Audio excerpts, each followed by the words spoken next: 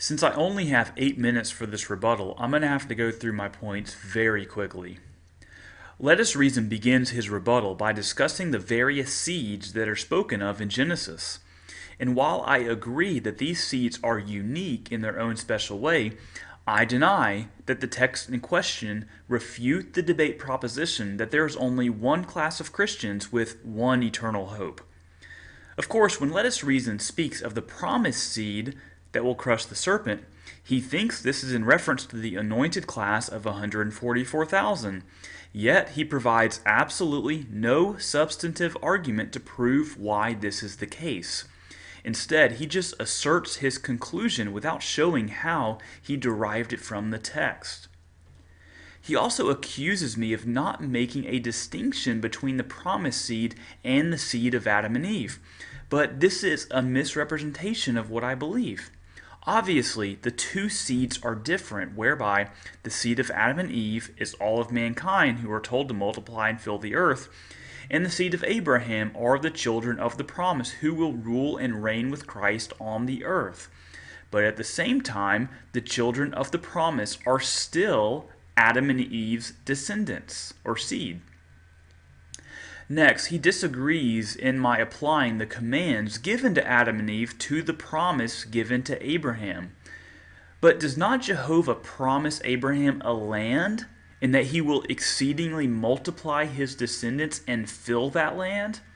After all, what does Romans chapter 4 verse 13 say? It's a promise given to Abraham and to his seed that they would be heirs of the world. And this is quite an interesting verse because Paul interprets the land promises that were originally given to Abraham to refer to the whole world. But more importantly, this promise is given to both Abraham and to his seed, not just what Letusreason thinks is a select group of Christians. So what is the difference between Adam's seed and Abraham's? While Abraham's seed are all Adam's seed, not all of Adam's seed are Abraham's seed. And Adam's seed are not children of the promise, whereby Abraham's children are children of the promise. Therefore, it is Jehovah's will for Abraham and his seed to multiply and fill the earth with those who are children of the promise. And this is exactly what Christians do when they proclaim the gospel and make disciples of all the nations. They are essentially expanding the kingdom of God until Christ comes, conquers his enemies, and fills the earth with all of the children of the promise through the resurrection. So clearly, I am making a distinction between the command given to Adam and the promises given to Abraham, contrary to what Letusreason asserts about me.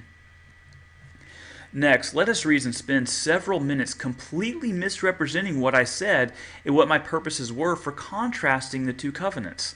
And so I would ask the listener to please go back and listen to what I said and judge for yourself to see if what I said was in line with the Scriptures.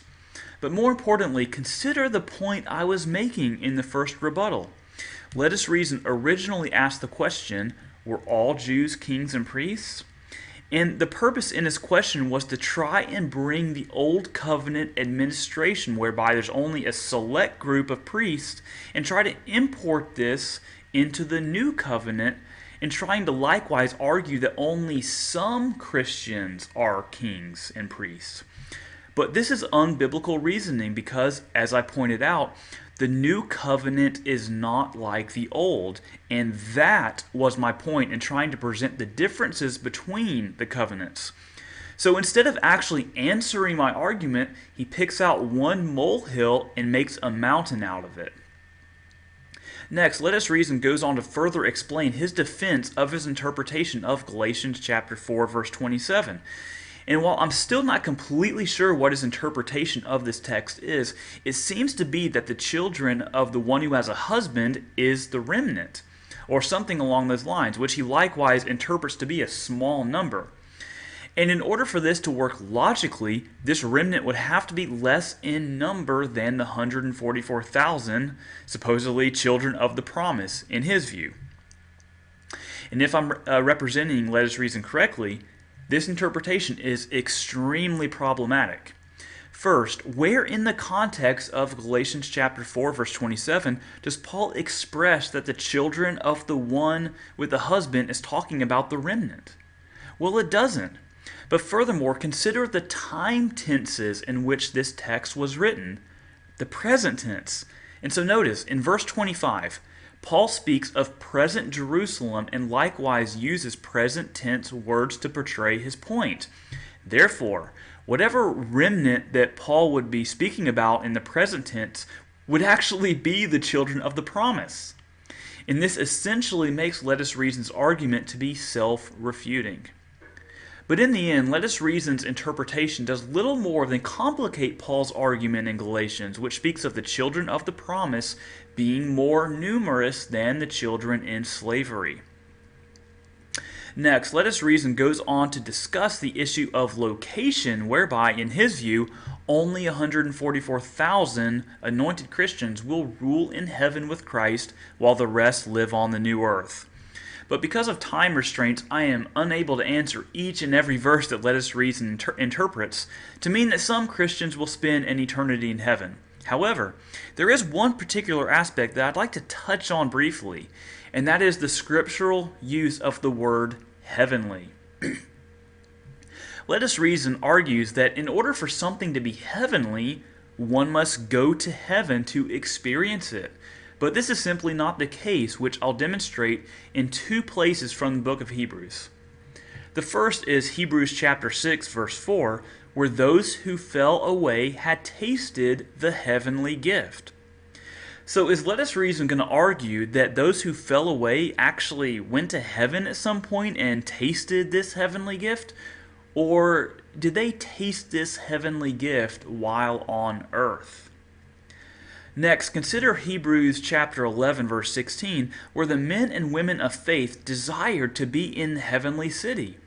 Now, this is quite noteworthy because one of those men of faith would have to include Abraham. But Let Us Reason denies that Abraham, or any of the men in the Hebrew Scriptures for that matter, goes to heaven.